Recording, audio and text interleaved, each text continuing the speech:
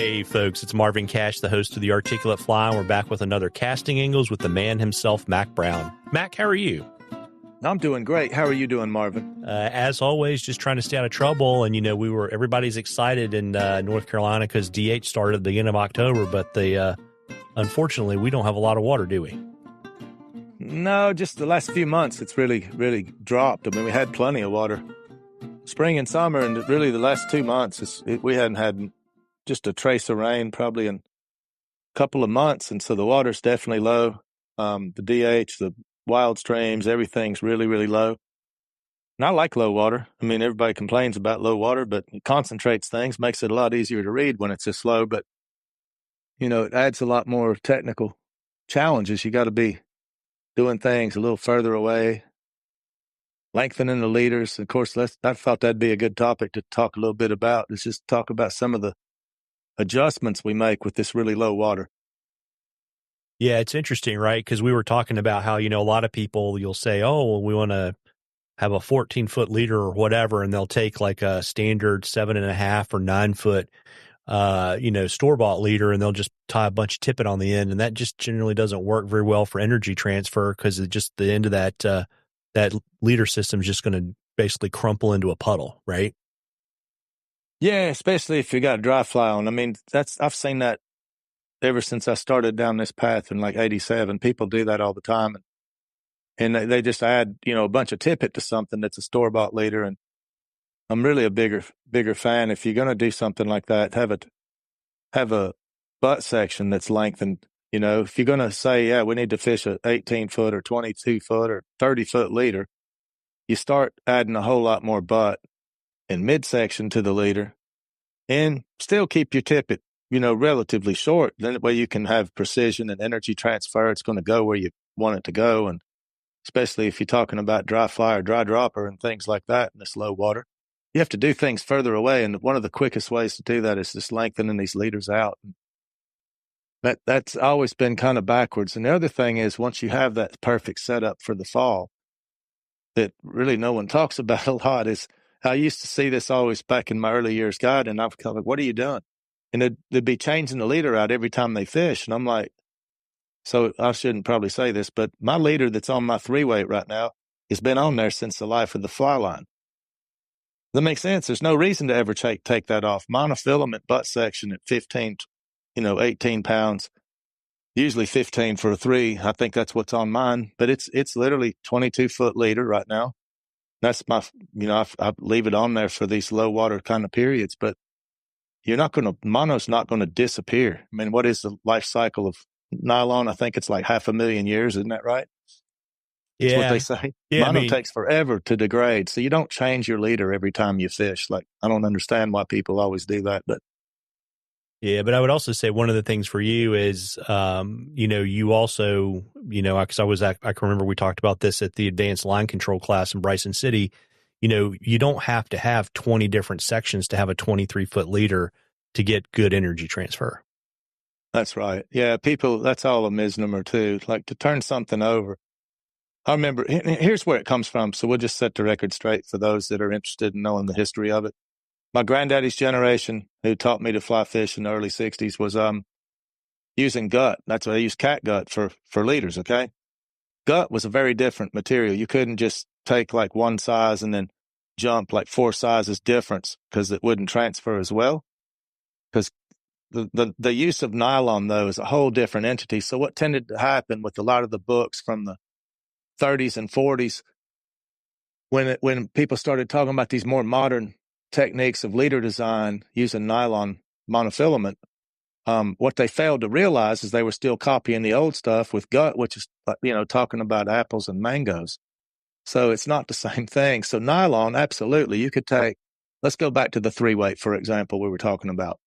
You could easily take 15 pounds, use your favorite, stiff. I like stiff material personally. Some people like supple, but once we get talking about energy transfer, stiffer material will transfer that energy way more effectively than a soft material. So, yeah, that's the best way to say it. So you want a stiff monofilament, at 15 pounds, but you could lengthen that out, pull off, if you say you're going to build a 20-foot leader, go ahead and start with 10 foot of 15 pounds to start with. Then you just taper it out from there, go from 15 to 12 to 0 to boom, straight 4X, and you're ready to go. You just got 3 different designs. I mean, nylon's going to transfer just fine with that type of setup. And I've always heard that too at shows and Cracker Barrel discussions on the road where people talk about a leader hinges. And I'll be honest, I've never in my life, as much casting and teaching I've done, I've never seen a leader that truly hinges. It's not like a door that opens and closes. You understand what I'm saying? You'll never see a leader that forms a nice loop, then all of a sudden it just hinges like a door opened up. That's a casting mistake, not a leader mistake. That makes sense? So the whole hinge concept is totally a made up confusion part too for talking about this energy transfer stuff. Yeah. So to help people, so, if we've got 10 feet of, I personally, you probably like this too, Maxima Chameleon, right?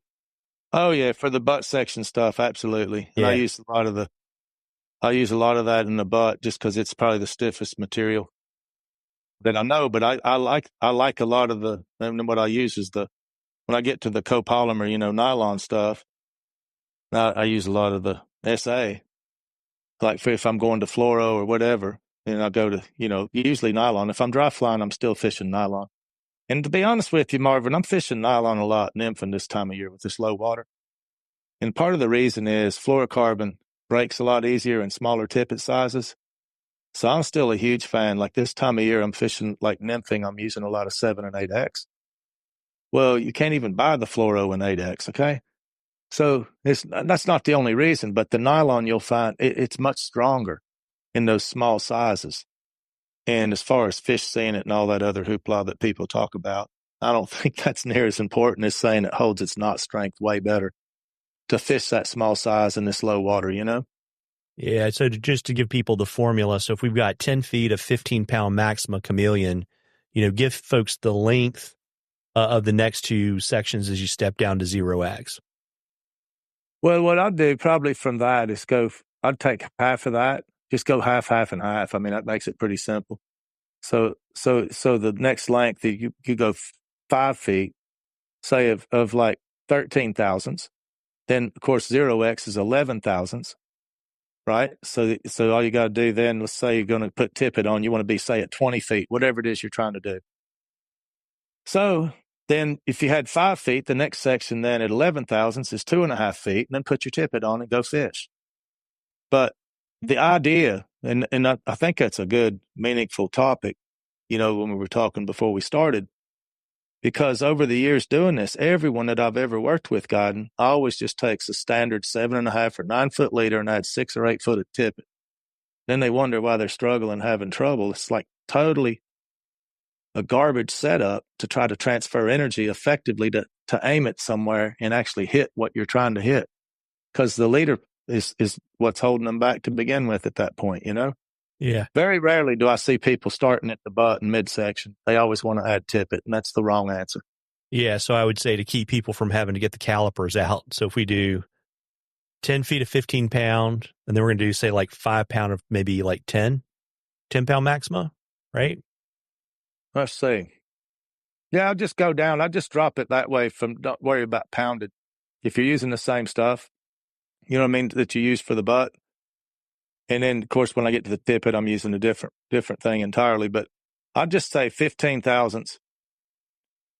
You know what I mean? Drop it to 12 or 13, either one. It's not going to be a catastrophic difference, to be honest. If we're talking about dry fly accuracy or dry dropper with this low water. And then go 11 thousandths is 0X, okay? And from 0, you're not going to have any problems hidden going straight from 0 and dropping down to 4X. Yeah. And so I would say, right, put a tippet ring there, right? So if you got 10 of 15, right, then you got, say, 5 of, 10 or 12, right?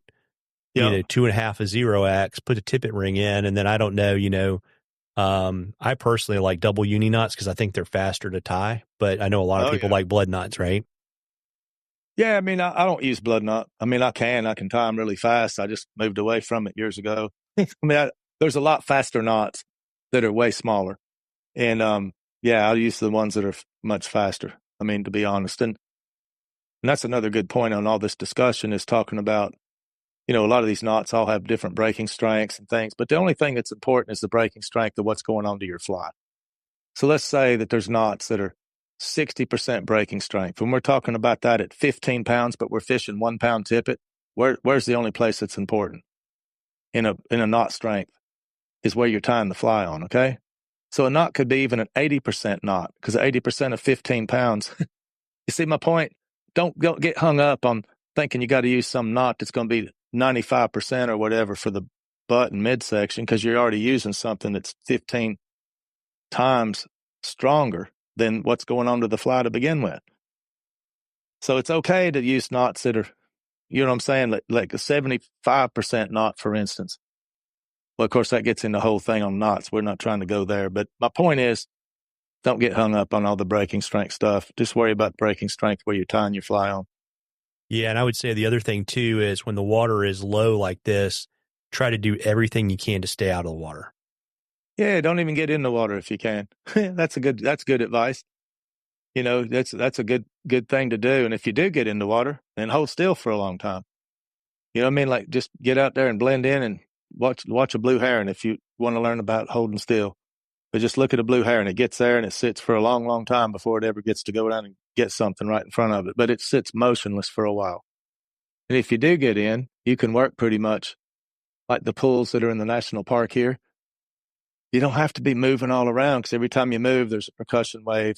You know what I'm saying? It puts everything down in the slow water, and it's working against you in a huge way. So reach out and touch them from casting further instead of walking closer, Yeah, and I would say, too, once you kind of, you get comfortable fishing this longer leader, don't go back, because, you're just stealthy all the time. Yeah, that's stealthy. That is a whole lot more stealth. And right now, it's really a pretty big necessity for what we're doing, like on the freestones. The DH's different, it fishes a little different than freestones, but it's still real low on the DH, and it won't take these fish long, another week or so, to get pretty wise, you know what I mean, with what's going on even out there. The first few days, people can throw streamers and things and do well on little streamers. Give them a couple of weeks of getting hit with that, and they'll turn just like the wild fish. Where you have to get drifts and do the same kind of stuff. Yeah, and you've got a school later this week too, right? Wednesday. Yeah, go Wednesday to Sunday. And we're looking forward to getting that started. Then we get a couple of days rest after it, and you're coming up next week. We're going to Arkansas the very next Wednesday. So yeah, it's going to be fun the next few weeks. We're going to see some color somewhere along the line. Yeah, I would say, I think looking at the charts, I think there are a lot of places in your neck of the woods where you're right within, peak foliage for about the next week. Yeah, they're saying it's going to be like, coming up. It's still real green. Like I have a few trees here in the yard, like dogwoods and hickory trees are bright yellow, but we still got quite a bit of green. I think it's going to be close to at least a week from here, from this date. And I think we're going to start to see it really color up the next week. Well, before I let you hop this evening, you want to let folks know where they can find your send you a smoke signal so they can get on your boat, take a class, or maybe take a private casting lesson? Yeah, just probably the best thing is on the website URL, macbrownflyfish.com or the flyfishingguideschool.com. And then I'm going to look at that. I'll look at emails. I don't really look, there's days and days go by before I look sometimes for a, like, I don't really look. It's not really a good way to message like on Instagram or Facebook. I know a lot of people like it, but I don't look at that stuff very much. Yeah, I'm with you. Well, listen, folks, as I always say, you owe it to yourself to get out there and catch a few. Tight lines, everybody. Tight lines, Mac. Tight lines, Marvin.